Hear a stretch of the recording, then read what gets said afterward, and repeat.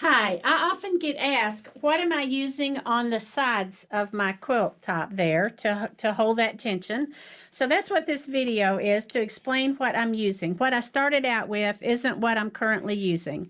When I first got the Cunique 14 Plus, I was at the quilt show in Paducah, and Regina's quilt shop was there, quilting studio. They had a booth, and she demonstrated side grips by leader grips. I was so impressed, I thought I've got to get me some. And this is what they look like. It's a rod with a ribbon going through it, and this clamps over it, and it's kind of brittle. So it's kind of brittle. It's not flexible.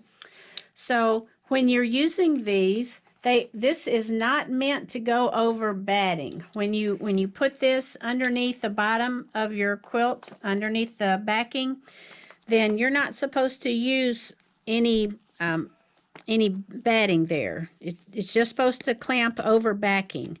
So because I like to have the batting extend to the edge so I can do test stitching, I was very bad and used this over the batting and eventually tore them up. So this one is cracked. The other one is totally obliterated.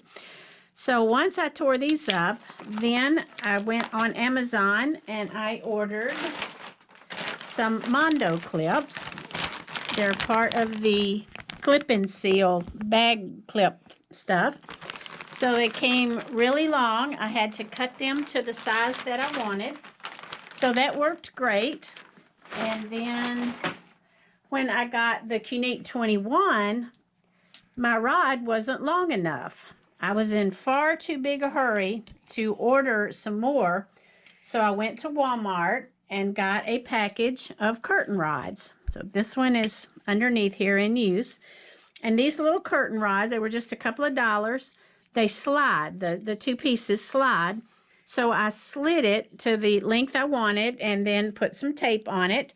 And then it has the little holes there at the end so I could tie ribbon there.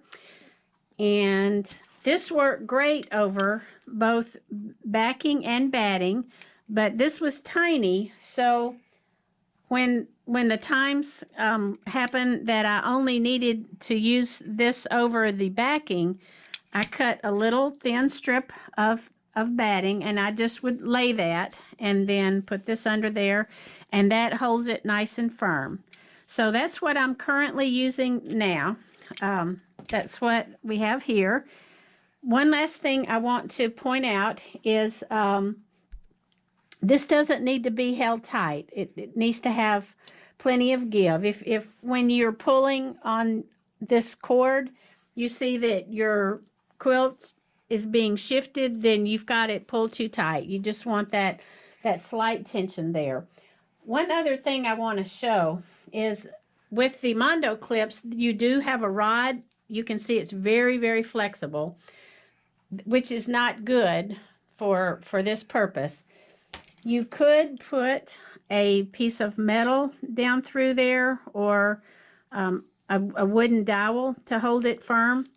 What you would need to do is figure out a way to attach the ribbon. You could possibly punch a hole there so that you could feed the ribbon through the hole, but that's what you would have to do if you used this for your rod. So that's what I'm using, and I hope this video has been helpful.